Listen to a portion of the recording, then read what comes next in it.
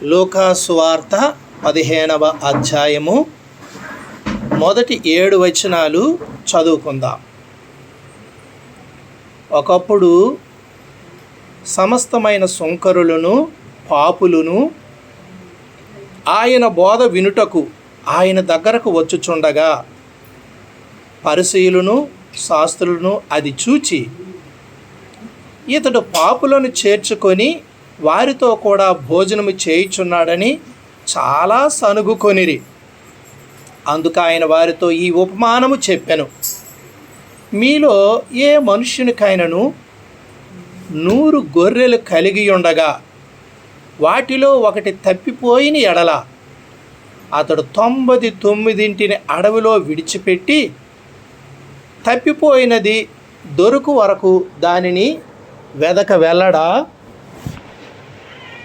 అది దొరికినప్పుడు సంతోషముతో దానిని తన భుజముల మీద వేసుకొని ఇంటికి వచ్చి తన స్నేహితులను పొరుగువారిని పిలిచి, మీరు నాతో కూడా సంతోషించుడి, తప్పిపోయిన నా గొర్రె దొరికినదని వారితో చెప్పును కదా.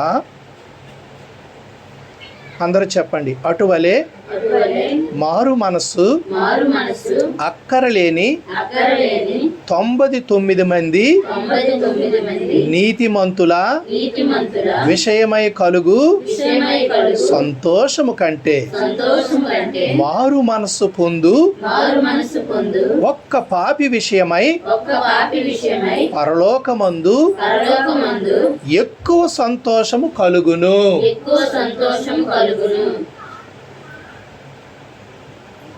మా ప్రియమైన పరలోక తండ్రి, పరిశుద్ధుడు అయిన మా దేవ, నీ పాదములకు వందనాలు స్తోత్రాలు చెల్లించుకుంటున్నాము. నాయన, నీవే మార్గ సత్యము జీవమై ఉన్నావు. నీవే నిత్య జీవపు మాటలు కలిగిన వాడవు.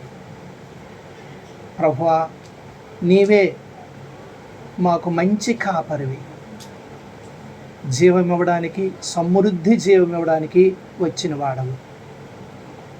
నా గొర్రెలు నా స్వరము వినును అని చెప్పిన తండ్రి, మీ మాటలు వినుబుద్ధి పుట్టించండి. మీ పరిశుద్ధాత్మను ప్రభువా మాకు అనుగ్రహించినావు. ప్రభువా నాయన, నీ వాక్యము ఆత్మ ద్వారా మాతో మాట్లాడుతుండగా గ్రహించి ప్రభువా నీ చిత్తానుసారంగా, నీ సంకల్పానుసారముగా ప్రభువా నీ రాజ్యమునకు తగినట్లుగా నీ ప్రియమైన పిల్లలుగా మేము తయారై నీ సంపూర్ణతలోనికి రావడానికి ప్రభువా, రక్షణ లేనివారు ఈ ఇంటిలో రక్షించబడాలి. అలాగే ఇక్కడ ఉన్నవారిలో మారు మనస్సు, పాపక్షమాపణ పొందాలి. నిన్నే ప్రభువైన యేసుక్రీస్తు నా రక్షకుడని ఒప్పుకోవాలి, విశ్వసించాలి.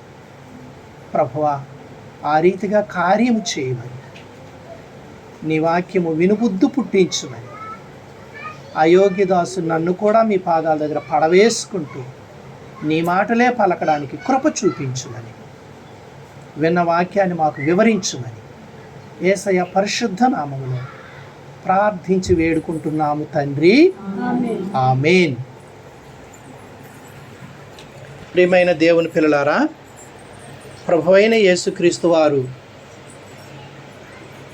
లూకా సువార్తలో మొదటి 7 వచనాలు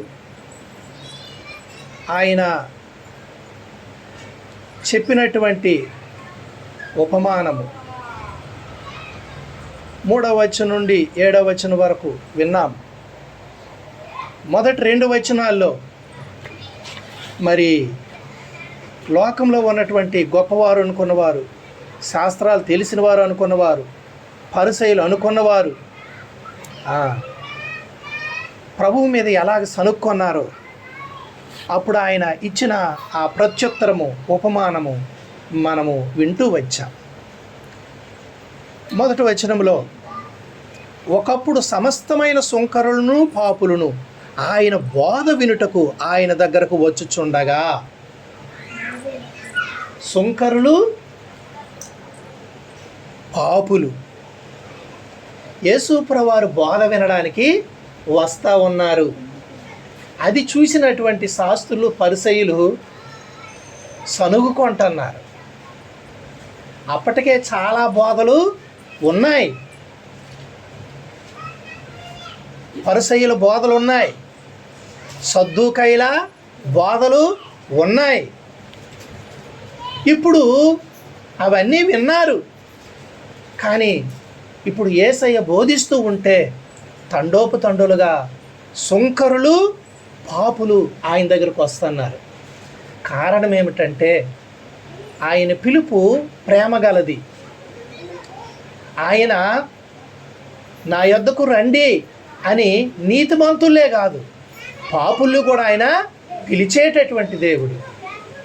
ప్రయాసపడి భారము మోసుకొనుచున్న సమస్త జనులారా నా యొద్దకు రండి అని ఆయన పిలిపించే దేవుడు.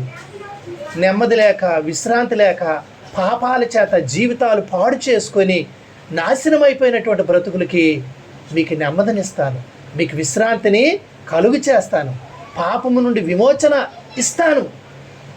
ప్రభు పిలుపు విని ఆస్తి కొరకు కాదు, ఐశ్వర్యం కొరకు కాదు, రోగాల నుండి విడుదల కొరకే కాదు, నిజమైన శాంతి కొరకు, నెమ్మది కొరకు ప్రభువు దగ్గరికి తండోలుగా వచ్చారు. ఆయన దగ్గరికి వచ్చిన వాళ్ళకి ఆయన రోగముల నుండి కూడా విడుదల కలుగు చేశారు, అద్భుతాలు చేశారు.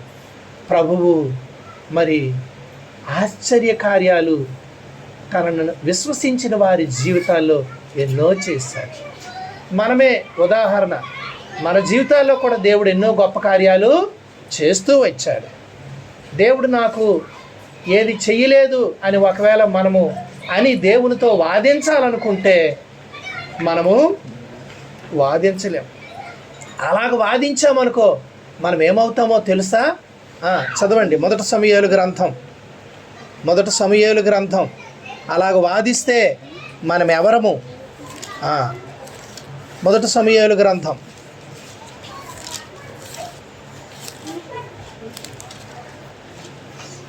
2వ అధ్యాయం 10వ వచనం. యెహోవాతో వాదించువారు నాశనమగుదురు, పరమండలములో నుండి ఆయన వారిపైన ఉరుము వలె గర్జించును. కాబట్టి ప్రియమైన దేవుని పిల్లలారా, దేవునితో వాదించకూడదు. మనం అంటే మన హృదయానికి తెలుసు, దురాశతో మనము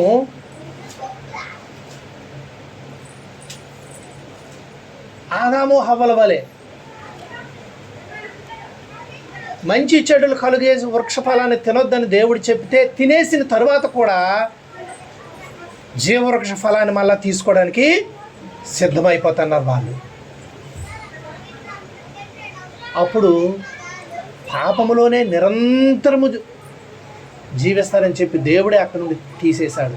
ముందు పాపానికి క్షమాపణ కలగాలి, అప్పుడు పరిశుద్ధంగా నువ్వు నిరంతరము ఉండాలి. ఇది దేవుని ప్రణాళిక. కాబట్టి జీవితాలు మారకుండా దేవుడు నాకేం చేశాడు,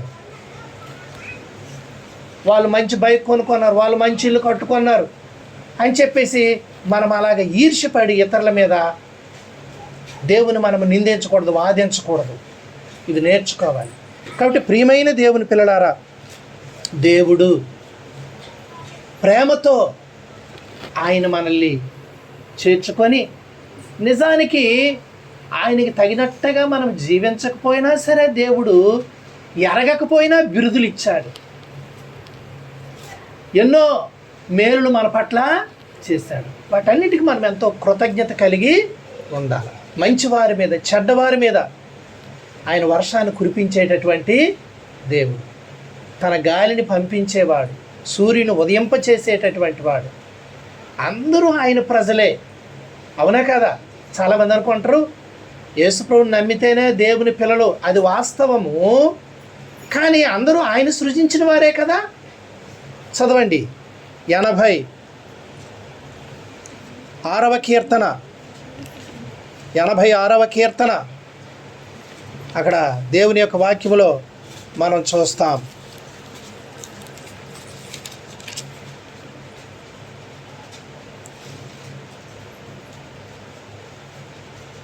పదవ వచనం, నీవు సృజించిన అన్యజనులందరూ వచ్చి నీ సన్నిధిని నమస్కారము చేయుదురు, నీ నామమును. నీవు సృజించిన అన్యజనులందరూ, అన్యులంటే నిన్ను సృజించలేదా ఆయన? నీకు మేలు చేయలేదా ఆయన? నిన్ను పుట్టిన నుండి నిన్ను కాపాడి ఇంతవరకు నీ పట్ల దీర్ఘశాంతము వహించి చేసిన మేలులన్నీ మేలులు కాదా? నీవు ఆయన ఎరగకపోయినా ఆయన నీకు దేవుడు, ఈ సంగతి ఎరుగు. కాబట్టి ప్రియమైనటువంటి దేవుని పిల్లలారా, ఆయన ప్రజలముగా ఇప్పుడు విశ్వసించి ఆయన పిల్లలు అయ్యేటటువంటి ఆధిక్యత దేవుడు మనకిచ్చాడు. ఇంకా ఎవరైనా దేవుని విశ్వసించకపోతే దేవుని విశ్వసించాల. ఇవి కడవరి గడియలు, చివరి దినాలు. ఈ లోకము దేవుని కృప ఈ లోకం మీద ఉన్నప్పుడు, సువార్త ప్రకటించబడుతున్నప్పుడు అందరూ విని రక్షణ పొందాల. నీ మరణం ఎప్పుడో తెలియదు, ఈ లోకం అంతం ఎప్పుడో తెలియదు. రక్షణ లేకుండా వెళ్ళిపోతే నీ జీవితం ఏమవుతుంది? కాబట్టి ఎన్నో బోధలున్న యేసు ప్రభువారి బోధ వినడానికి వచ్చారు. ఏమిటి ఆయన బోధ? ఏమిటి ఆయన బోధ? ప్రియమైన దేవుని పిల్లారా, ఆయన ఏదో వచ్చి బోధ చేశాడా? లేకపోతే ఆ ఉపదేశం మనకివ్వడానికి దేవుడే పంపించాడా ఆయన్ని? ఈయన మాట వినుడి నేడు, ఈయన మాట వినుడి, ఈయనే నా ప్రియ కుమారుడు, ఈయన మాట వినుడి నేడు, ఈయన మాట వినుడి.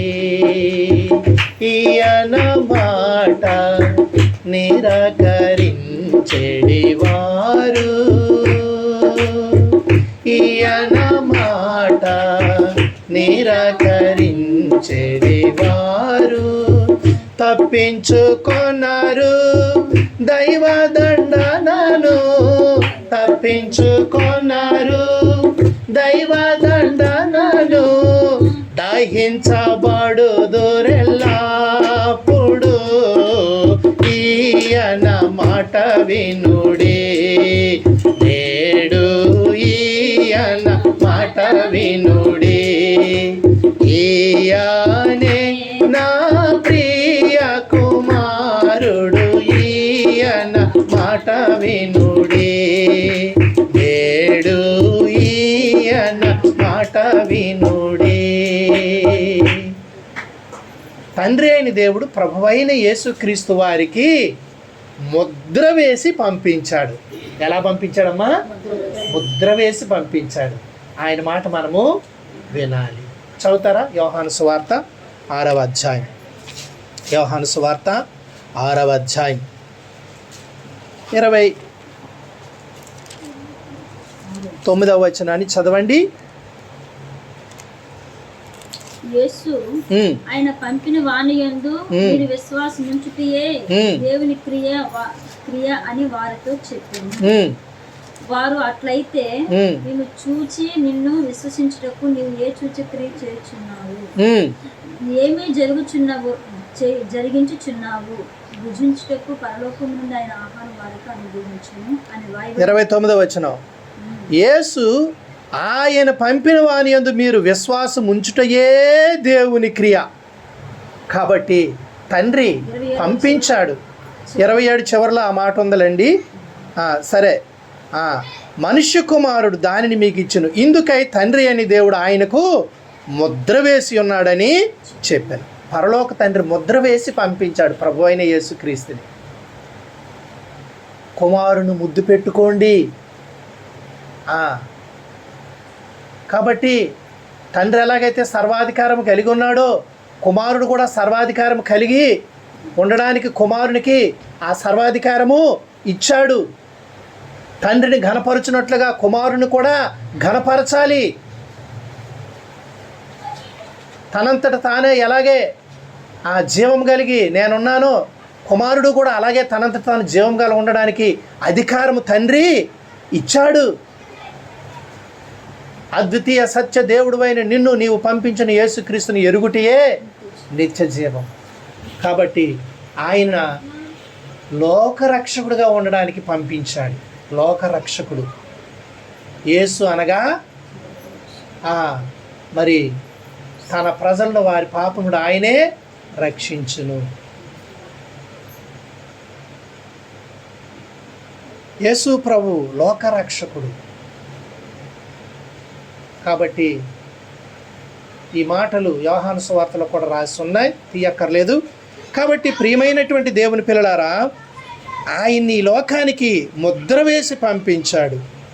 అక్కడ 37వ వచనాన్ని 36 నుండి చదువుతాం.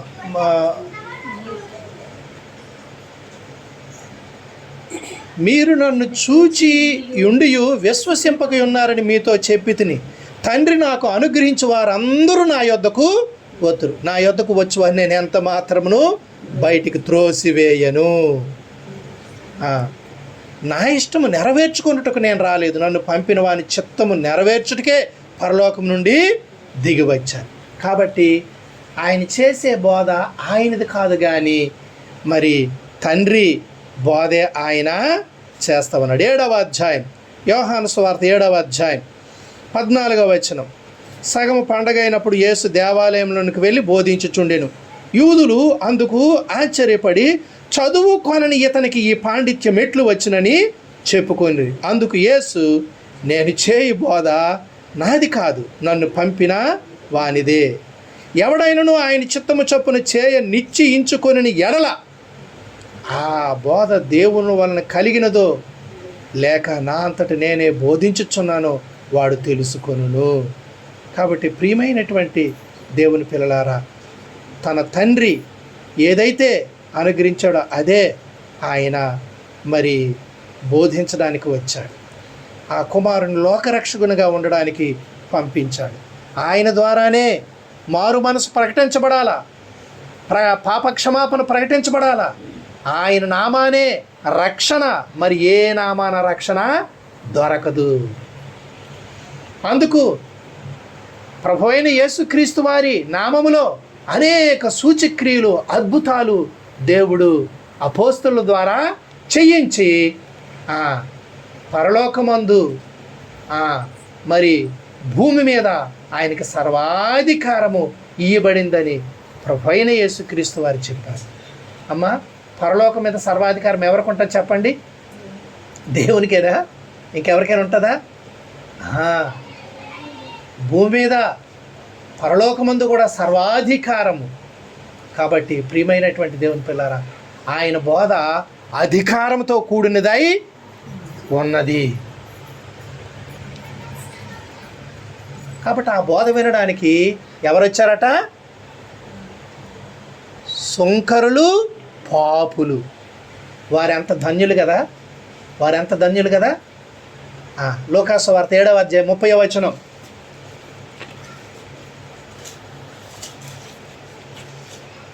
చదవండి. పరిసయ్యులను ధర్మశాస్త్ర ఉపదేశకులను అతని చేత పొందక తమ విషయమైన దేవుని సంకల్పమును నిరాకరించిరి. కాబట్టి ప్రియమైన దేవుని పిల్లలారా, ఈ బోధను ఎవరు తృణీకరించారు? ధర్మశాస్త్రోపదేశకులు, పరిసయ్యులు. యోహాను బోధ వినలేదు. యోహాను ప్రభు రాకడకు ముందుగా మార్గము సరళము చేస్తూ చెప్పినటువంటి మాటలు వినలేదు. మారు మనసు పొందలేదు, బాప్తిస్మము తీసుకోలేదు. మారు మనసు విషయమైనటువంటి బాప్తిస్మం కొరకు ఆయన బోధించాడు. మనం చదివినట్లయితే దేవుని యొక్క వాక్యములో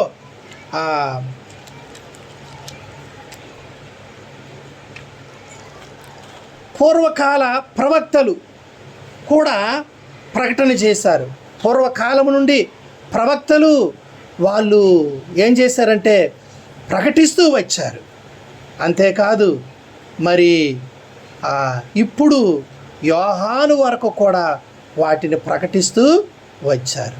అయితే వారెవరు కూడా మరి వినలేదు. ఆ రీతిగా మరి సుంకరులు పాపులు విన్నారు. ప్రభువు న్యాయవంతుడని ఒప్పుకొన్నారు. దేవుడు పాపులకి మారు మనస్సు రక్షణ ఇవ్వడానికి ఆయనకి అంగీకారమైనందుకు వాళ్ళెంతో సంతోషించారు. కాబట్టి ప్రియమైనటువంటి దేవుని పిల్లారా, చూడండి మరి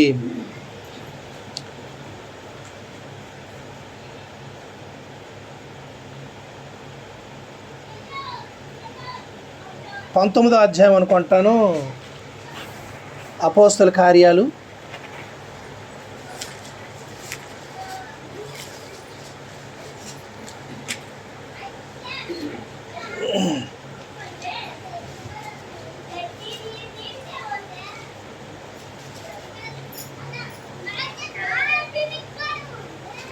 నాలుగో వచనం చదవండి. అందుకు పౌలు యోహాను తన వెనుక వచ్చువాని అందు అనగా యేసునందు విశ్వాసం ఉంచవలన ప్రజలతో చెప్పుచు మారు మనసు విషయమైన బాప్తిస్మమిచ్చుచు వచ్చాను. కాబట్టి ఆయన మారు మనసు కొరకు బాప్తిస్మమిస్తూ యోధ అరణ్యంలో ప్రకటిస్తూ వెనుక వస్తున్నటువంటి రక్షకుని విశ్వసించాలి అని చెప్పి ఆయన ప్రకటన చేసినటువంటి వాడిగా ఉన్నాడు. అంతేకాకుండా ప్రభు అయిన యేసుక్రీస్తు వారు మరి దేవుని రాజ్య సువార్త ప్రకటించక మునుపు యోహాను ప్రకటించినప్పుడు అంతకుముందు ధర్మశాస్త్రం మరి తెలియచేసింది, ప్రవక్తలు కూడా తెలియచేశారు. ఆ రీతిగా యోహాను కాలం వరకు కూడా ధర్మశాస్త్రము ప్రవక్తలు ఆ రీతిగా ప్రవచిస్తూ వచ్చారు. యోహాను ప్రభు మార్గం సరళము చేసి మారు మనసు పొంది మరి దేవుని వైపు తిరగాలని వారికి ప్రకటన చేశాడు. అయితే ప్రభు అయిన యేసుక్రీస్తు వారు మార్కు సువార్త 1 మరి అక్కడ చూసినప్పుడు, మార్కు సువార్త 1వ అధ్యాయంలో చూసినప్పుడు 15వ వచనం, కాలము సంపూర్ణమై ఉన్నది, దేవుని రాజ్యము సమీపించి ఉన్నది, మారు మనసు పొంది సువార్తను నమ్మాలి చెప్పుచు. కాబట్టి ఇక్కడ సువార్తలు చాలా ఉన్నాయి. రాజ్య సువార్త ఉన్నది,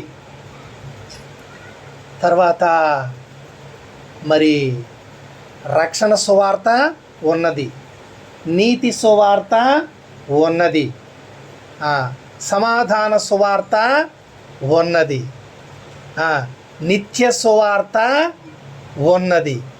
అర్థమైందా? అవన్నీ మీకు కావాలంటే తర్వాత ఇస్తాను, లేకపోతే మీకు తెలిస్తే చెప్పండి. కాబట్టి ప్రియమైనటువంటి దేవుని పిల్లారా, ఈ రీతిగా మరి ఇన్ని సువార్తలు. అయితే ఇప్పుడు ఏ సువార్త మనకి అంటే ప్రస్తుతం మనకి రక్షణ సువార్త. ఈ టైంలో ఏ సువార్త మనకి? రక్షణ సువార్త. ప్రభు అయిన యేసుక్రీస్తునందు మనం విశ్వాసం ఉంచి పాప క్షమాపణ పొంది నిత్య జీవం పొందడానికి ఈ రక్షణ సువార్త ప్రకటించబడతా ఉంది. ప్రభు దేవుని రాజ్యము సమీపించింది అని అప్పుడు ప్రకటించారు ప్రభు. యేసు ప్రభువారు శిలువ మరణము తర్వాత అపోస్తలులు రక్షణ సువార్తను ప్రకటించారు. మనం చూసినప్పుడు మత్తయి సువార్త 26 అధ్యాయంలో 28వ వచనం చదవండి దైవవాక్యం. యేసు ప్రభువారు అంటున్నారు, ఆయన శిలువ మరణానికి వెళ్ళడానికి ముందుగే శిష్యులతో చెప్తున్నారు మేడగదిలో, ఆయన రొట్టెని పట్టుకుని ఇది నా శరీరం అని చెప్పారు. తర్వాత పాత్రను ఎత్తుకుని ఏమని ఇప్పుడు మనం చదువుతున్నటువంటి మాట, ఇది నా నా రక్తము. రక్తము ఇది నా రక్తము అనగా అనగా పాప క్షమాపణ నిమిత్తము పాప క్షమాపణ నిమిత్తము అనేకుల కొరకు చిందింపబడు అనేకుల కొరకు చిందించబడుతున్న నిబంధన రక్తము నిబంధన రక్తము. ఏ రక్తం అటమ్మా? నిబంధన. ఇర్మియా గ్రంథంలో రాశారు, ఇదిగో నేను రాబో దినముల్లో మీతోటి క్రొత్త నిబంధన, అవన్నీ తీయక్కర్లేదు, క్రొత్త నిబంధన చేయు దినములు యోధా వారితో యెరూషలేము నివాసులతో నేను నూతన నిబంధన, క్రొత్త నిబంధన చేస్తాను ఆ దినాలు. కాబట్టి తన కుమారుని పంపించి ఆ నిబంధన ప్రభువు నెరవేర్చాడు. ఇది అనేకుల కొరకు పాప క్షమాపణ కొరకు చిందించబడుతున్న నిబంధన రక్తము. కాబట్టి యేసు ప్రభువారు నీ కొరకు కలువరి సిలువలో ఏమయ్యారమ్మా? నీ పాప క్షమాపణ కొరకు ఆయన ప్రాణం పెట్టాడు. అందుకే రోమా పత్రికలో మనకి ఇవ్వబడినటువంటి అపోస్తలుల బోధలో పౌలు చెప్పేది ఏంటంటే, అక్కడ 10వ అధ్యాయం 9వ వచనం నుండి మనం చదువుతాం. అదేమనగా యేసు ప్రభువు అని నీ నోటితో ఒప్పుకొని దేవుడు మృతులలో నుండి ఆయన లేపనని, ఆయన శిలువలో మరణించడమే కాదు, మృతులలో నుండి దేవుడు లేపాడని నీ హృదయమందు మనం నమ్ముకోవాలి. నువ్వు నమ్ముతున్నావా? అలాగా యేసయ్య నా పాపాల కొరకు మరణించినాడు, ఆయన 3వ దినాన్ని తిరిగి మరణాన్ని గెలిచి లేచినాడు. కాబట్టి చదవమ్మా. అనగా నీ హృదయమందు విశ్వసించిన ఎడల నీవు రక్షింపబడు. యేసు ప్రభువు అని నీ నోటితో ఒప్పుకొని ఆయన మృతుల్లో నుండి లేచాడని నీ హృదయమందు విశ్వసిస్తే నీవు రక్షించబడదువు. అనగా నీతి కలుగునట్లుగా హృదయములో విశ్వసించును. కాబట్టి దేవుని మరి మాట వినడమే నీతి. ఆయన మరి మేమేదైనా చేయాలంటే ఏమి చేయాలంటే మీరు దేవుని మరి చిత్తము చేయుటే దేవుని నీతి. ఆయన బోధ మీరు విని ఆ ప్రకారం చేయడమే దేవుని నీతి. అబ్రహాము దేవుని నమ్మాడు, అది అతనికి నీతిగా ఎంచబడింది. యేసు ప్రభు అని నీ హృదయమందు విశ్వసించి మరి ఆయన మరి నీ పాపాల కొరకు మరణించాడని నీవు ఒప్పుకొని నీ యొక్క మరి పెదవులతో కూడా ఒప్పుకోవాలి. చదవమ్మా. రక్షణ కలుగునట్లు నోటితో ఒప్పుకొనును. ఏమనగా ఆయన యందు విశ్వసించు వాడెవడును, ఆయన యందు విశ్వాసం ఉంచు వాడెవడును సిగ్గుపడడు. కాబట్టి ఒక దినాన ప్రభు దగ్గర పాపక్షమాపణ లేకపోతే నీతి క్రియలన్నీ మురికి గుడ్డలని తెలిసినప్పుడు అయ్యో ప్రియమైనటువంటి దేవుని పిల్లలు. కాబట్టి మనము రేపు దేవుని ఎదుట నిలవబడినప్పుడు మనము సిగ్గుపడవలసినటువంటి పని లేదు. యేసు ప్రభువు నోటితో ఒప్పుకొని మృతుల్లో నుండి ఆయన లేచాడని హృదయంలో విశ్వసిస్తే రక్షించబడతావు. నీతి కలుగునట్లుగా మనుషుడు హృదయంలో విశ్వసించాలి, రక్షణ కలుగునట్లుగా నోటితో ఒప్పుకోవాలి. కాబట్టి ఏ భేదము లేదు. యూదుడని గ్రీసు దేశస్థుడని ఒక్క ప్రభువే అందరికీ ప్రభు అయి ఉండి తనకు ప్రార్థన చేయవారు అందరి ఎడల కృప చూపుటకు ఐశ్వర్యవంతుడు. ఎందుకనగా ప్రభు నామాన్ని బట్టి ప్రార్థన చేసేవాడు రక్షించబడతాడు. కాబట్టి ప్రభు పేరిట పాప క్షమాపణ రక్షణ ప్రకటించబడుతూ వచ్చినాయి. వినిన వారు మరి దైవ కృపకు పాత్రులై విశ్వసించిన వారు దైవ కృపను పొంది రక్షించబడ్డారు. అది దేవుడు జరిగించే కార్యం, మన వల్ల వచ్చేది కాదు. అనేకులు సుంకరులు పాపులు మారు మనసు పొంది రక్షించబడ్డారు. పాపాత్మురాలు స్త్రీ రాళ్ళతో కొట్టబడవలసింది, కానీ ప్రభు ఆమెని క్షమించాడు. అమ్మా నీ పాపములు క్షమించాను, ఇక వెళ్ళి పాపము చేయకు. ఆమె నీతిమంతురాలుగా తీర్చబడింది. కాబట్టి అటువంటి వాళ్ళు దేవుణ్ణి ఎలాగ వదులుతారు? దేవుణ్ణి ఎలాగ మర్చిపోతారు? తర్వాత ఆమె నీతిమంతురాలుగా తీర్చబడింది. ఆమె మరి పునరుత్థాన ఆ వార్తను మొట్టమొదట అందరికీ ఆమె చెప్పింది. ఎంత గొప్ప ఆధిక్యత, భాగ్యం. కాబట్టి ప్రియమైనటువంటి దేవుని పిల్లారా, మనము ప్రభువుని విశ్వసించి మన పాపము ఒప్పుకొని ఆయన మృతుల్లో నుండి లేచాడు, నన్ను నీతిగా తీర్చాడు, ఇక ఆయన బిడ్డగా ఉండడానికి, ఆయన ఏది ఆజ్ఞాపిస్తాడో అది చేయడానికి సిద్ధంగా ఉన్నప్పుడు నీవు ధన్యుడు, ధన్యురాలు. కాబట్టి ఆయన చెప్పే బోధ ఆయనది కాదు, ఆయన తన తండ్రి చిత్తం జరిగించడానికి వచ్చాడు.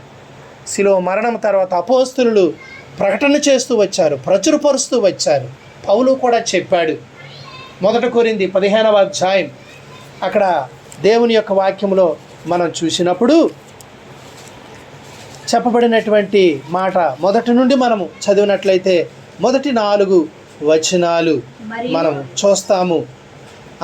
మరియు సహోదరులారా, మీకు ప్రకటించిన సువార్తను మీకు తెలియపరచు. ఈ సువార్త మీకు తెలియజేయుచున్నాను, మీరు దాన్ని అంగీకరించారు, దాని యందే నిలిచి ఉన్నారు. మీ విశ్వాసం కాబట్టి మీరు ఆ సువార్త నుండి మనసు తొలగించుకుంటే మీ విశ్వాసం భ్రష్టత్వం అయిపోద్ది, వ్యర్థమైపోతుంది. కాబట్టి అలాగైపోకుండా ఏ ఉపదేశం రూపముగా సువార్త మీకు ప్రకటించానో ఆ ఉపదేశాన్ని మీరు గట్టిగా పట్టుకుంటే ఆ సువార్త వల్ల మీరు రక్షణ పొందిన వారై ఉంటారు.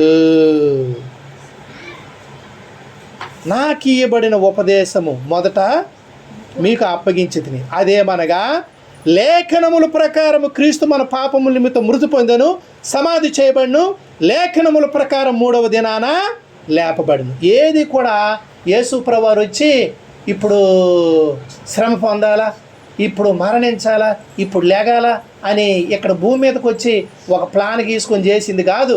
ముందు లేఖనాల్లో అవన్నీ వ్రాయబడ్డాయి. కాబట్టి ఇది దైవ సంకల్పం, దేవుని చిత్తం. దేవుని ప్రేమ ఎంత గొప్పది! పాపిని ఎంతగా ప్రేమించాడు చూడండి. తన ఏకైక కుమారుని శిలువ మరణానికి అప్పగించినంతగా ఎవరు ప్రేమిస్తారు?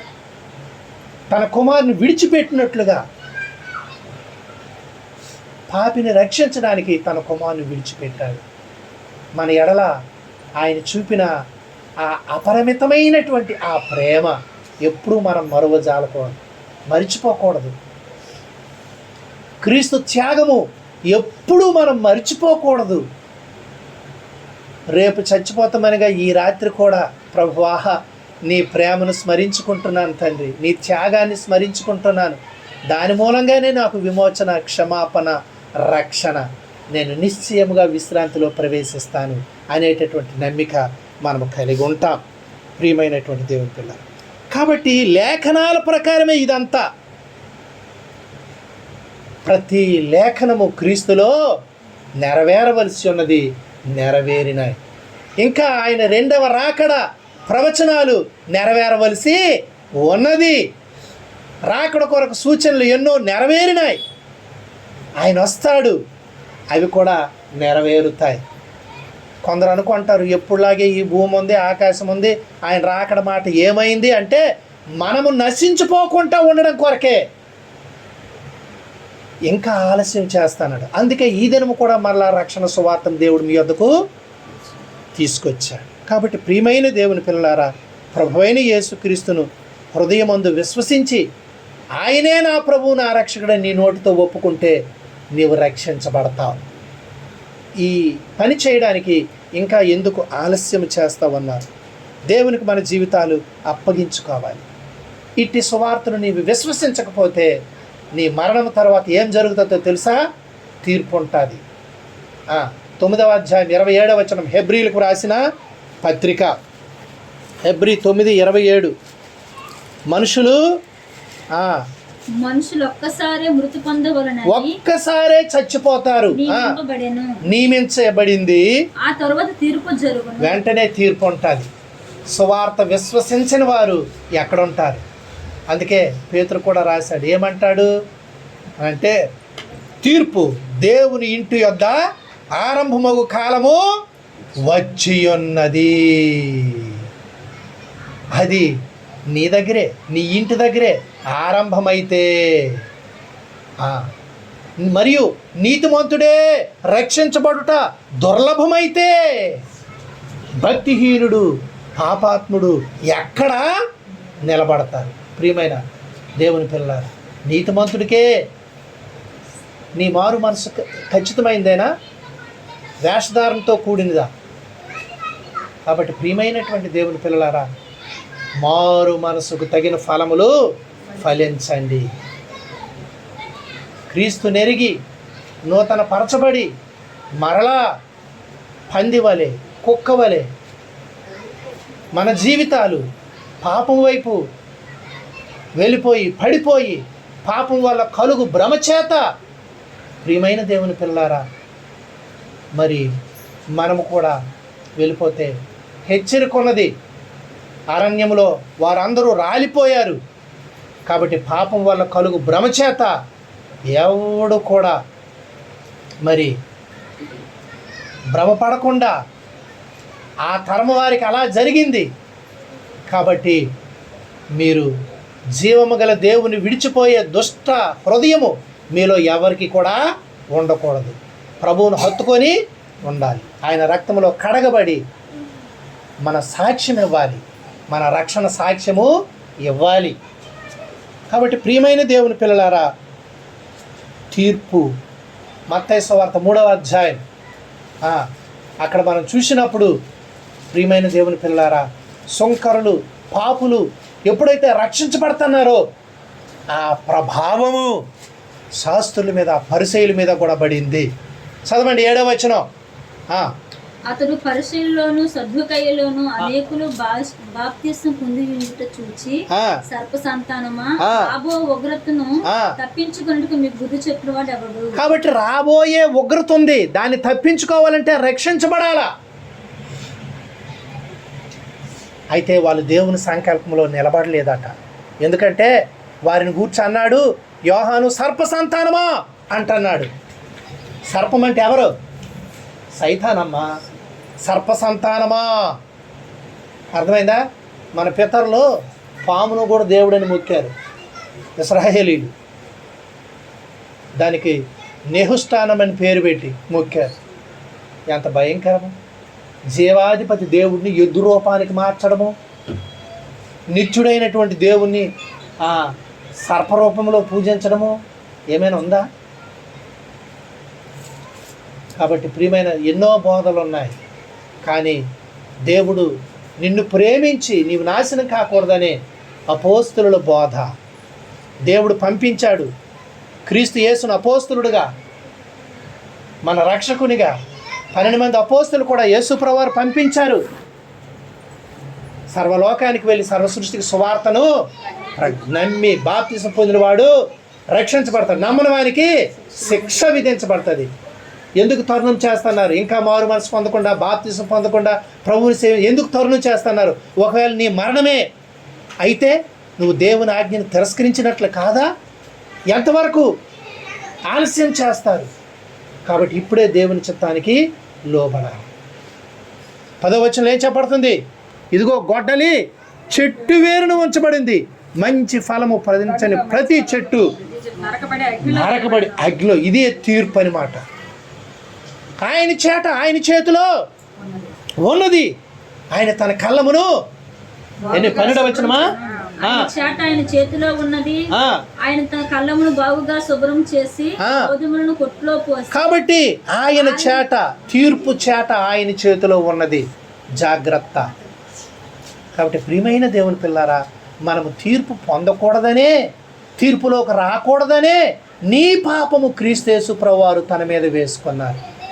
ఇది అనేకుల పాప క్షమాపణ కొరకు చిందించబడుచున్న నా రక్తము. అందుకే అపోస్తలులు ప్రకటించారు. యోహాను 1వ పత్రిక 1వ అధ్యాయం, అక్కడ దేవుని యొక్క వాక్యాన్ని మనం చూస్తాము. చదవండి 9వ వచనం. మన పాపములను మనము ఒప్పుకుంటే ఆయన నమ్మదగిన వాడట. నీ పాపం ఒప్పుకుంటే ఉండు, బయట పెట్టేస్తాననేవాడు కాదు. నీ పాపం ఒప్పుకుంటే ప్రియమైనటువంటి దేవుని పిల్లల పశ్చాత్తాపంతో అయ్యా నేను పాపిని అని ఒప్పుకుంటే ఆ రక్షకుడు పాపుల రక్షకుడు. అందుకే నేను పాపులనే పిలువ వచ్చాను కానీ నీతిమంతులు పిలువ రాలే. చదవండి దేవుని యొక్క వాక్యం. మరి మనం చూసినప్పుడు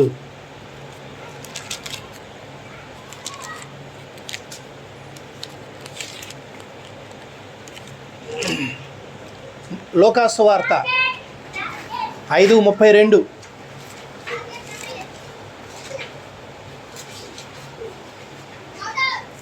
చదవండి.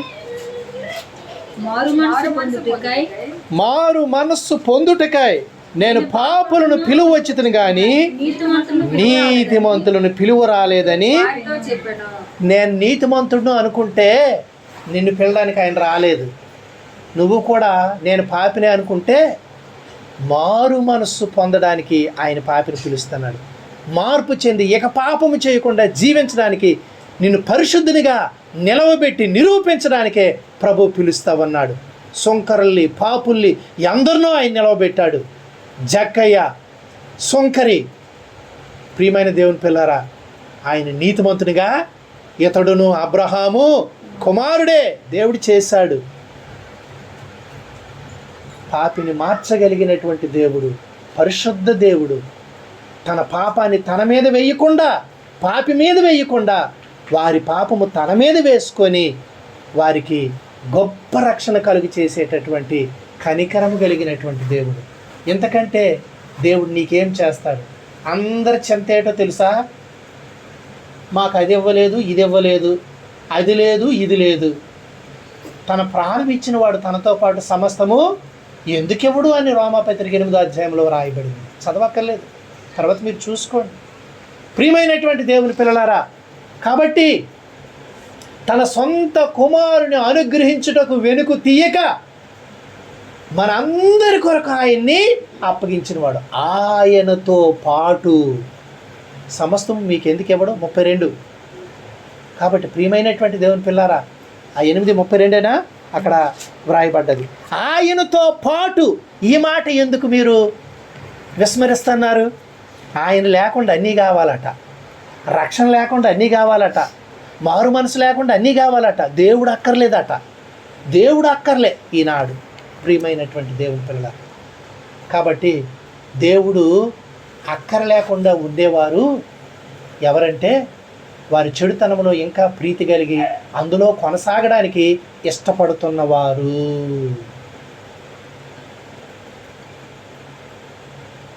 అది అంత భయంకరము ప్రియమైనటువంటి దేవుని పిల్ల.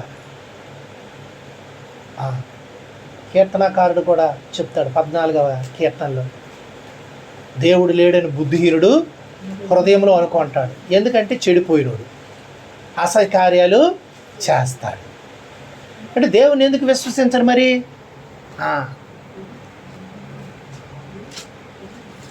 వెలుగునొద్దకు వచ్చేవాడు మరి అతనిలో ఉన్నటువంటి జీవితం అంతా బహిర్గతం అవుతుంది. వారి క్రియలు దుష్క్రియలుగా కనబడకుండానట్టుగానే వెలుగునొద్దకు రారు అని యోహాను సువార్తలో చెప్పబడుతుంది. కాబట్టి వెలుగు దగ్గరకు వస్తే సమస్తం తేటగా ఉంటుంది, యథార్థమైన బ్రతుకు వస్తుంది, తెరిచిన పుస్తకం అయిపోద్ది నీ జీవితం. మరి నీ జీవితం అలాగుంటేనే నీవు క్రీస్తు బిడ్డవు. అంతేగాని లోపల ఒకటి బయట ఒకటి కలిగి ఉండి నేను క్రీస్తుని నమ్ముకోనంటే నువ్వు వేషధారివి.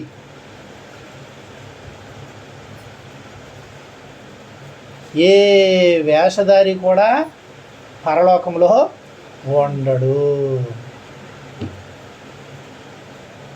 నిజముగా రక్షించబడని ఏ వ్యక్తి కూడా పరలోక రాజ్యంలో ఉండడు.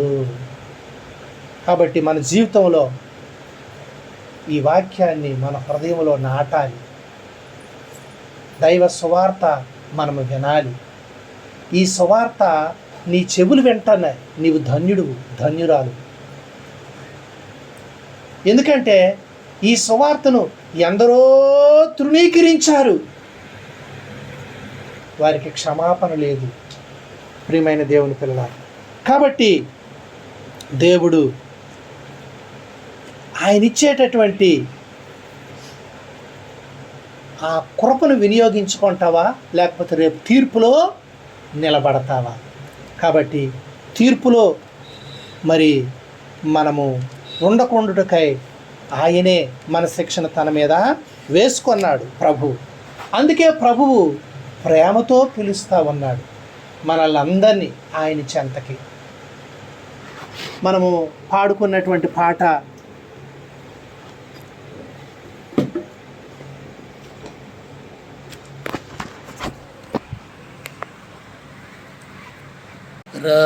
రండి యేసు పాదములు చేరా ఆపవి ముక్తి పొందా. రండి యేసు పాదములు చేరా ఆపవి ముక్తి పొందా. వచ్చు వరల త్రోయననిన నిచ్చెలుడేసు వాకు నిచ్చెను. వచ్చు వరల త్రోయననిన నిచ్చెలుడేసు వాకు నిచ్చెను. రండి యేసు పాదములు చేరా పాప విముక్తి పొందా.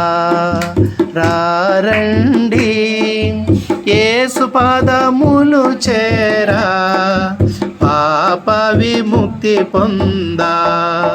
పాపము శాపము తోడాను వాచితినని చెప్పుము. పాపము శాపము తోడాను వాచితినని చెప్పుము. జీవదేవది దేవుడు నీకై చేయునాదల పరికింపను. జీవదేవది దేవుడు నీకై చేయునాదల పరికింపను. రండి యేసు పాదములు చేరా పాప విముక్తి పొందా. రండి యేసు పాదములు చేరా పాప విముక్తి పొందాం. ఆశతో యేసు నిలిచియున్నాడు పాపి నిన్ను రక్షింపను. ఆశతో యేసు నిలిచియున్నాడు పాపి నిన్ను రక్షింపను.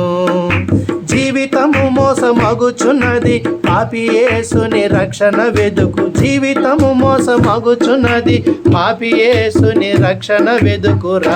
రండి యేసు పాదములు చేరా పాప విముక్తి పొందా. రండి యేసు పాదములు చేరా పాప విముక్తి పొందా. మాయ వేషమూల ధారించి కాలాము వ్యర్థ పారచి. మాయ వేషము లాధారించి కాలము వ్యర్థపరచి. తప్పుడు బోధ చేయువరల వీడి పరమును చేరని చటకు. తప్పుడు బోధ చేయువరల వీడి పరమును చేరని చటకు. రండి యేసు పాదములు చేరా పాప విముక్తి పొందా. రండి యేసు పాదములు చేరా పాప విముక్తి పొందా. ప్రభు యొక్క ఆహ్వానాన్ని మనము స్వీకరిస్తే మనము ధన్యులం. నా యొద్దకు వచ్చి వారిని నేను ఎంత మాత్రము బయటికి త్రోసివేయనని మన ప్రభువు చెప్పాడు. కాబట్టి మరి తప్పుడు బోధలు ఎన్నో ఉన్నాయి. ఎలాగూ మన తల్లిదండ్రులు మనకి నేర్పించారు, అమ్మా పుణ్యకార్యాలు చేయి, ధర్మకార్యాలు చేయి, మంచి కార్యాలు చేయి. అది ఎప్పుడు రక్షణ తరువాత చేయవలసిన క్రియలు అవి. అర్థమైందా? రక్షించబడిన తర్వాత ఆ క్రియలకు వాల్యూ ఉంటుంది. ఇప్పుడు ఉదాహరణకి చూడండి, 1 పక్కన 0 పెడితే 10 అవుతుంది. అవునా కదా? 0 ముందు పెట్టేసి తర్వాత 1 రాస్తే 10 అవుద్దా? అవదు. దాని విలువ పెరగదు. యేసుక్రీస్తులో నీకు మొట్టమొదట పాపాలకి క్షమాపణ లేకుండా నీ నీతి క్రియలు నీకు పరలోకాన్ని ఇవ్వలేవు. కాబట్టి అది పరలోకం తీసుకెళ్లే బోధ కాదు. నేను ఎవరికి అన్యాయం చేశాను, నేను ఎవరికి ద్రోహం చేశాను,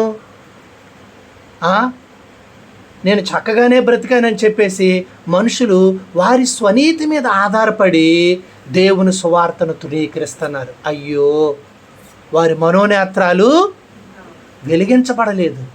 కాబట్టి వారికి సువార్త మనము తెలియచేయాలి. ప్రియమైనటువంటి దేవుని పిల్లలారా, చిన్నప్పుడు సాధువులకు మొక్కు, సన్యాసులకు మొక్కు, అవునా కాదా? వాళ్ళకి అది పుణ్యము అని నేర్పించారు. మంచిదే, కానీ ఇవేవి నీకు ముక్తిని తీసుకొని రావు. నీవు పాపివని ప్రభువు దగ్గరకు వస్తే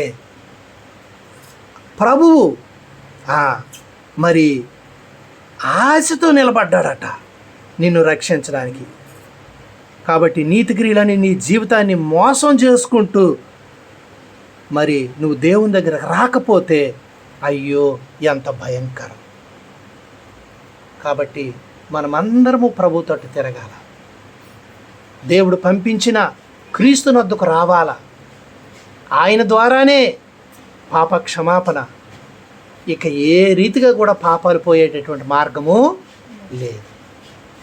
ఎందుకంటే పాపము ఎంత ఘోరమైనదంటే బలిని పాపానికి ప్రాయశ్చిత్తంగా అర్పించడం జరిగేది. మీరు ఒక గొర్రెపోతును కొనండి, దాన్ని బాగా మేపండి, మీ పాపాల కొరకు దాన్ని ఒక స్తంభానికి కట్టేసి దాని తల నరకండి. ఆ రక్తము మరి చింది కాలు చేతులు కొట్టుకుంటుంటే ఎలాగనిపిస్తుంది నీకు? అది చూసినప్పుడు పాపికి ఏమనిపిస్తుంది? నా పాపము ఎంత దారుణమైనది. ఆ గొర్రె పిల్ల కాలు చేతులు అలా కొట్టుకుంటూ అది చివరికి ఏమవుద్దమ్మా? ప్రాణం పోయి నిమ్మలమైపోతుంది.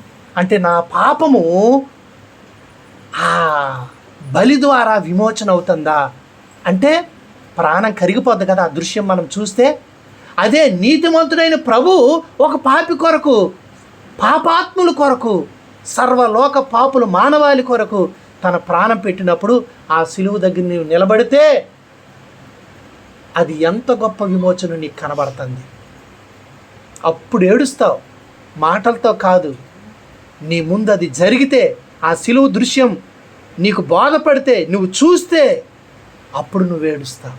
ప్రియమైన దేవుని పిల్లలారా, సిలువను గూర్చిన వార్త నశించే వారికి వెర్రితనం. అది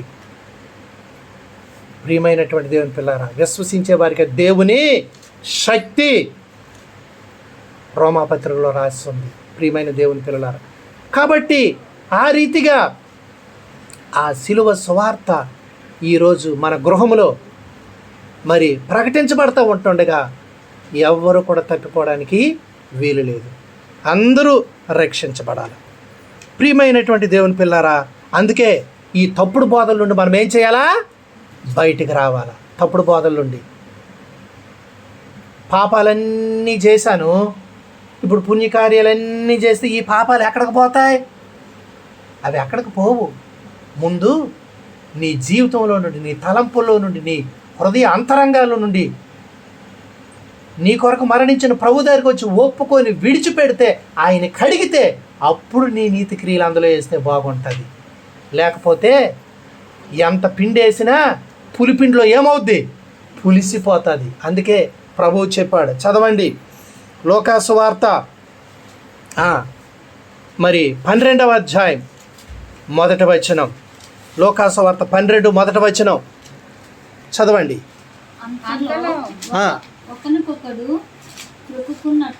లోకాసు వార్త 12వ అధ్యాయము 1వ వచనం చదవండి.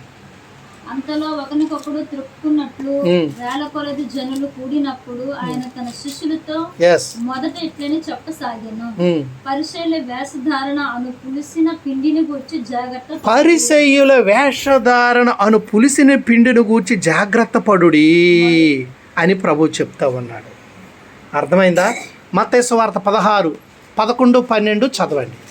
మత్తయి సువార్త 16, 11, 12. నేను రొట్టెలను గురించి మీతో చెప్పలేదని మీరెందుకు గ్రహింపరు.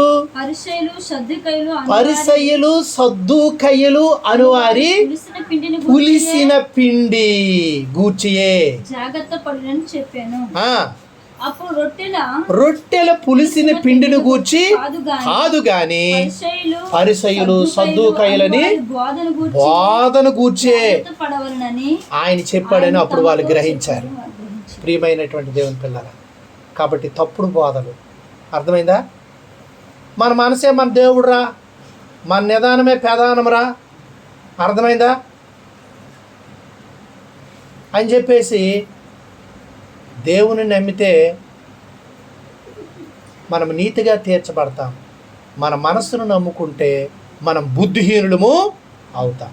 ఎందుకంటే హృదయము అన్నిటికంటే మోసకరమైనది, ఘోరమైన వ్యాధి గలది. దాన్ని గ్రహించేవాడు ఎవడు? కాబట్టి ప్రియమైనటువంటి దేవుని పిల్లలారా, మరి దేవుడు మనకిచ్చినటువంటి బోధ, ఈ మార్గము ఎంతో శ్రేష్టమైనటువంటిది. ఆ మార్గము ప్రభు నీకు నాకు కనపరిచాడు. ఆయన అడుగుజాడల్లో నడవడానికి తన ఆత్మను మనకిచ్చాడు. వాక్యం మనకి ఇవ్వబడింది. కాబట్టి దైవ గ్రంథాన్ని పఠించాలి. చాలామంది బోధలే వింటారు కానీ బైబిలు చదవరు.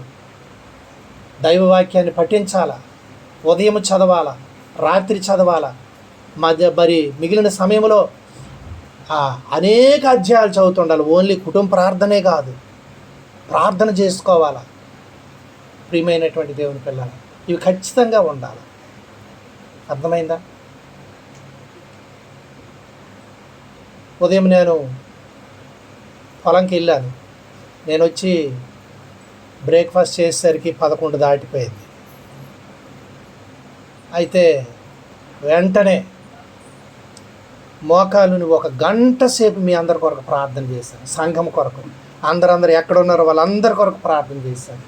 మీ సమస్యలు అక్కర్లు మిమ్మల్ని కలుస్తుంటాను కాబట్టి మీ ఉద్దేశాలు మీరు ఎటువంటివి అడుగుతుంటారో ఇవన్నీ కూడా ప్రభు దగ్గర పెట్టాను. ప్రార్థన చేశాను. అర్థమైందా? దైవ వాక్యాన్ని చదివాను. కొన్ని భాగాలు కొన్ని చోట్ల, కొన్ని భాగాలు కొన్ని చోట్ల, కొన్ని అధ్యాయాలు కొన్ని చోట్ల, కొన్ని గ్రంథముల నుండి, మరికొన్ని అధ్యాయాలు మరికొన్ని గ్రంథంలో నుండి, అంటే పుస్తకంలో నుండి చదువుతూ వచ్చాను. ఎందుకంటే జీవాహారం ఆయన వాక్యం. ఇప్పుడు వచ్చే ముందే దేవుడు నాకు ఈ వర్తమానం ఇచ్చాడు. ఏం చెప్పాలి ప్రభు అంటే ఇదే మాట్లాడన్నా. గొప్ప గొప్ప బోధలు కాదు, మరి మన ప్రాథమిక ప్రియమైనటువంటి దేవుని పిల్లలారా, ఈ ఉపదేశాలు మనము నిర్లక్ష్యం చేయకూడదు. ఏదో ఆహా ఓహో బోధ కొరకు కాదు. జాగ్రత్తగా ఈ రక్షణ సువార్తను మనం వినాలి. కాబట్టి ఈ పులిసిన పిండిని గూర్చి మనం చాలా జాగ్రత్త పడాలని ప్రభువు తెలియచేస్తూ వచ్చినాడు. కాబట్టి ప్రియులారా, మన జీవితంలో ఎవరికి భయపడాలి అని అంటే మత్తయి సువార్త 10వ అధ్యాయం 28. ఎందుకంటే నరకాన్ని ఆయనే తప్పించగలడు, లేదా నువ్వు మారు మనసుపోతే నరకంలో ఆయనే పడద్రోయగలడు. కాబట్టి ఆయన మాట విని ఆయనకు లోబడి నువ్వు రక్షణ పొందకపోతే, లోకానికి నువ్వు భయపడితే, లేకపోతే మనుషులకు నువ్వు భయపడితే నీకేమి లాభం లేదు. మహాసమూహానికి జడిసిపోతే, కుటుంబాలు తిరస్కరిస్తాయని నువ్వు ఒకవేళ గుమ్మము దాటి ప్రభు దగ్గరికి రాకపోతే, పాపాన్ని నీ గుండులోనే నువ్వు దాచుకుంటే, యోబు గ్రంథములో వ్రాయబడింది. చదవండి. ఆదాము చేసినట్లు, యోబు 31:33, ఆదాము చేసినట్టు నా దోషాలు ఇంకా గుండెల్లోనే దాచుకొని మహాసమూహమునకు భయపడి, యేసుప్రభువును నమ్ముకుంది ఎవరేమంటారో అని భయపడి కుటుంబములు తిరస్కారమునకు జడిసి కుటుంబము వెలివేస్తుంది అంటే నువ్వేట్రా అందరం లేదు యేసుప్రభువు నమ్ముకుంటున్నావా అని కుటుంబ తిరస్కారాలకు జడిసి మౌనంగా నుండి నేను మౌనంగా ఉండి ద్వారము దాటి బయలు వెళ్ళక దేవుని దగ్గరికి నేను వెళ్ళకపోతే గుమ్ములో నా పాపం కప్పుకొని ఎడల గుండెల్లోనే నా పాపాన్ని దాచుకుంటే పరమునున్న దేవుని దృష్టికి నేను వేషధారిని అవుతాను. చూసారా ప్రియమైనటువంటి దేవుని పిల్ల, వేషధారులే. దేవుని దగ్గరకు రాకుండా నిజమైన ఉపదేశం వినకుండా మనుషులకు భయపడితే నువ్వు ఒకరోజు దేవుని తీర్పు ఉన్నది, జాగ్రత్త. ఇప్పుడు చదవండి మత్తయి సువార్త 10:28. మరియు ఆత్మను చంపనేరక దేహాన్నే చంపే వారికి భయపడొద్దు. దేహమును కూడా నరకంలో నశింపజేయువానికి మిక్కిలి భయపడుడి. కాబట్టి ప్రియమైనటువంటి దేవుని పిల్లలారా, మీరు దేహాన్ని ఆత్మను కూడా నరకములో వేసే శక్తి ఎవరికి ఉంది? దేవునికే ఉంది. మిక్కిలి భయపడుడి అని ప్రభువు చెప్తామన్నాడు. ఇక్కడ లోకాసు వార్త 12:4 నా స్నేహితులైన మీతో నేను చెప్పినదేమనగా, దేహమును చంపిన తరువాత మరేమియూ చేయనేరని వారికి భయపడకుడి. ఎవరికి మీరు భయపడవలనో మీకు తెలియజేయుదును. చంపిన తరువాత నరకములో పడద్రోయే శక్తి గలవానికి భయపడుడి. ఆయనకే భయపడని మీతో చెప్పుచున్నాను. ప్రియమైనటువంటి దేవుని పిల్లలారా, ప్రవీణ్ పగడాల గారు ఆయన ఎన్నోసార్లు దైవ సత్యాలు చెబుతూ ఉంటే ఆయన హెచ్చరిక చేశారు, నిన్ను చంపేస్తాం. ఆయన భయపడలే. ఎందుకంటే చంపి ఆలయం చేయగలరు, నరకంలో వేయగలరా?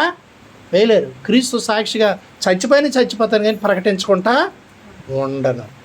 అర్థమైందా ప్రియమైనటువంటి దేవుని పిల్ల? కాబట్టి మరి ఈనాడు మనుషులకు భయపడి మనుషుల్ని సంతోషపెట్టువారమైతే రేపు దేవుని శిక్ష నుండి మనల్ని ఎవరూ తప్పించలేరు. ఈ మనుషులందరూ రికమెండ్ చేయలేరు. ఎవరు కూడా మనల్ని, ఏ సహోదరుడు మనల్ని విమోచించలేడు. కాబట్టి నీ ఆత్మరక్షణ కొరకు అందుకే భారత ప్రభుత్వం కూడా మరి రాజ్యాంగంలో ఏమి రాసిందంటే, వయసు వచ్చిన ప్రతి వారు కూడా తల్లికి ఇష్టం లేకపోయినా తండ్రికి ఇష్టం లేకపోయినా తాను దేవుని నమ్మాలంటే వారికి ఆ స్వాతంత్రం ఇచ్చింది, స్వేచ్ఛ ఇచ్చింది. భర్తకి ఇష్టం లేదు, పిల్లలకి ఇష్టం లేదు, కానీ తల్లికి దేవుని యందు విశ్వాసం కలిగింది, ఆమె నమ్ముకోవచ్చు. ఆమెను ఎవరు బలవంత పెట్టకూడదు, నిర్బంధించకూడదు ఎవరిని. కాబట్టి ఈ సువార్తను నువ్వు విశ్వసించి రక్షించబడాలి. నపుంసకుడు రథం మీద వెళ్ళిపోతూ ఉంటే దేవుడు అన్నాడు ఫిలిప్పుని చూసి, ఫిలిప్పు నువ్వు వెళ్ళి ఆ రథమును కలుసుకో అని చెప్పాడు. రథం మీద వెళ్ళిపోతుంటే ఫిలిప్పు దేవుని ఆత్మ చేత పరిగెత్తి వెళ్ళి రథాన్ని కలుసుకున్నాడు. చూడండి ఎంత ప్రభు యొక్క శక్తి.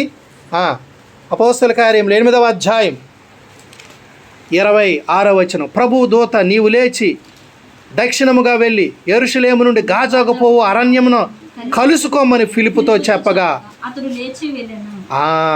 వెంటనే లేచి వెళ్ళాడు. ప్రభువా బద్ధకంగా ఉంది, వాళ్ళు రథం మీద వెళ్ళిపోతుంటే నేను ఎలాగ వెళ్ళగలను? సాకులు చెప్పాడా? ఎలా చేయాలా? ఎంత త్వరగా చేయాలా? ఒక ఆత్మ నశించక మునిపే వాళ్ళ నాశనాన్ని గురించి దేవుడు నీకు లెక్క అడుగుతాడు. మన బంధువులైనా, మన పొరిగింటి వాళ్ళైనా, మన గ్రామస్తులైనా వారికి మన సువార్త చెప్పపోతే దేవుడు మనకేమడుగుతాడు? లెక్క అడుగుతాడు. చదవండి యెహెజ్కేలు గ్రంథం 3వ అధ్యాయం. యెహెజ్కేలు గ్రంథం 3వ అధ్యాయం.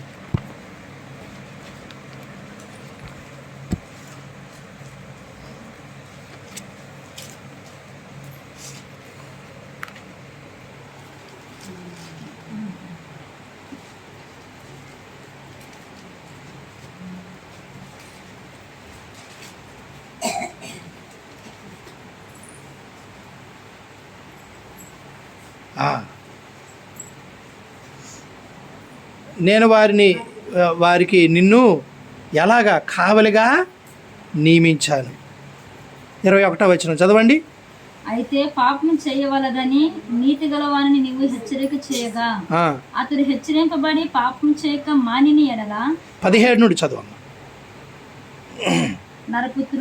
నరపుత్రుడా ఇశ్రాయేలు కావలిగా నేను నియమించి ఉన్నాను కాబట్టి నీవు నా నోటి మాట ఆలకించి నేను చెప్పిన దాన్ని బట్టి వారిని హెచ్చరిక చేయుము. ఇదిగో నీవు మరణమవుదువని నేను దుర్మార్గుని గూర్చి ఆజ్ఞయిగా నీవు అతన్ని హెచ్చరిక చేయలేదు. జీవించినట్లు తన దుర్మార్గమును విడిచిపెట్టవలనని నీవు చెప్పకుండా దుర్మార్గం విడవకుండా ఇంకా వాళ్ళు బతికినట్లుగా వారికి నువ్వు సువార్త చెప్పకుండా ఉంటే ఆ దుర్మార్గుడు చేసిన దోషాన్ని బట్టి మరణం అవుతాడు. కానీ అతని యొక్క మరణానికి నిన్ను ఉత్తరవాదిగా ఎంచుతాను. అయితే నీవు దుర్మార్గుని హెచ్చరిక చేయగా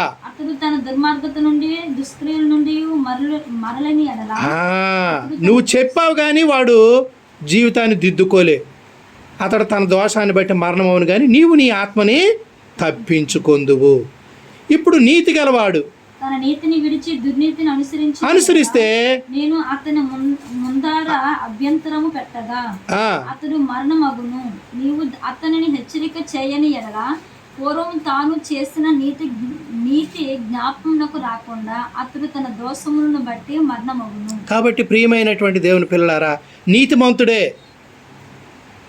అయితే ఇప్పుడు నీతిని విడిచి దుర్నీతిని చేస్తావన్నాడు. అది మంచిది కాదు అని చెప్పి అభ్యంతరం పెడితే నువ్వు హెచ్చరిక చేశావు, అయితే వాడు వినలేదు. నువ్వు మటుకు నిర్దోషిగా ఉంటావు, దేవుడు అతన్ని శిక్ష విధిస్తాడు. ఒకవేళ నువ్వు హెచ్చరిక చేయకపోతే అతని గూర్చి కూడా నేను నీకు లెక్క అడుగుతాను. కాబట్టి ప్రియమైనటువంటి దేవుని పిల్లారా, నీ ఆత్మ నువ్వు రక్షించుకోండి. కాబట్టి దేవుడు మరి మనల్ని రక్షించిన తర్వాత ఇతరులకి చెప్పడానికి ఒక కావలిగా మనల్ని ఉంచాడు. అది జ్ఞాపకం పెట్టుకోవాలి. ఇక్కడ ఆ నపుంసకుని కొరకు 8వ అధ్యాయంలో అపోస్తల కార్యాల్లో ఫిలిప్పు వెళ్ళినప్పుడు ఏం రాయబడి ఉంది అంటే 28వ వచనంలో తన రథమును కూర్చుండి ప్రవక్త అయిన యెషయా గ్రంథాన్ని చదువుతున్నాడు. అప్పుడు అతడు ఫిలిప్పుతో నీవు ఆ రథము దగ్గరకు పోయి దానిని కలుసుకునమని చెప్పాను. ఫిలిప్పు దగ్గరకు పరిగెత్తుకొని పోయి అతని ప్రవక్త అయిన యెషయా గ్రంథము చదువుచుండగా విని నీవు చదువునది గ్రహించుచున్నావా అని అడుగగా అతడు ఎవడైనను నాకు త్రోవ చూపకుంటే ఎలాగూ గ్రహింపగలనని చెప్పి రథమెక్కి తనతో కూర్చుండుమని ఫిలిప్పును వేడుకొనెను. అతడు లేఖనమందు చదువుచున్న భాగం ఏదనగా ఆయన గొర్రె వలె వదకు తేబడెను, బొచ్చు కత్తిరించు వాని ఎదుట గొర్రెపిల్ల ఎలాగూ మౌనముగా ఉండెనో అలాగే ఆయన నోరు తెరవకుండెను. ఆయన దీనత్వం బట్టి ఆయనకు న్యాయ విమర్శ దొరకకపోయెను. ఆయన సంతానముని ఎవరు వివరింతురు? ఆయన జీవము భూమి మీద నుండి తీసివేయబడినది. అప్పుడు నపుంసకుడు ప్రవక్త ఎవరిని గూర్చి ఎలాగూ చెప్పుచున్నాడు? తన్ను గూర్చియా వేరొకని గూర్చియా? దయచేసి నాకు తెలుపుమని ఫిలిప్పుని అడిగను. అందుకు ఫిలిప్పు నోరు తెరచి ఆ లేఖనము అనుసరించి అతనికి యేసును గూర్చిన సువార్తను ప్రకటించెను. వారు త్రోవలో వెళ్ళుచుండగా నీళ్ళు యొక్క చోటికి వచ్చినప్పుడు నపుంసకుడు, ఇదిగో నీళ్ళు, నాకు బాప్తిసం ఇచ్చుటకు ఆటంకమేమని అతన్ని అడిగాయి. రథము నిలుపుమని ఆజ్ఞాపించింది. ఫిలిప్పు, నీవు పూర్ణ హృదయంతో విశ్వసించిన ఎడల పొందవచ్చునని చెప్పాను. అతడు యేసుక్రీస్తు దేవుని కుమారుడని విశ్వసించుచున్నానని ఉత్తరం ఇచ్చాను. ఫిలిప్పు నపుంసకుడు ఇద్దరు నీళ్ళలోనికి దిగిరి అంతటా ఫిలిప్పు అతనికి బాప్తిస్మం ఇచ్చాను. వారు నీళ్ళలో నుండి వెడలి వచ్చినప్పుడు ప్రభువు ఆత్మ ఫిలిప్పును కొనిపోయెను. నపుంసకుడు సంతోషించు తన త్రోవను వెళ్ళెను. కాబట్టి ప్రియమైనటువంటి దేవుని పిల్లలారా, గొప్ప కార్యం జరిగింది. వెంటనే విశ్వసించాడు. అది దేవుని కార్యం. బాప్తిసం కూడా తీసుకున్నాడు. అంతటా దేవుని ఆత్మ ఫిలిప్పుని తీసుకెళ్ళిపోయింది వేరొక దగ్గరికి. నపుంసకుడు రథం మీద సంతోషించి వెళ్ళిపోయాడు.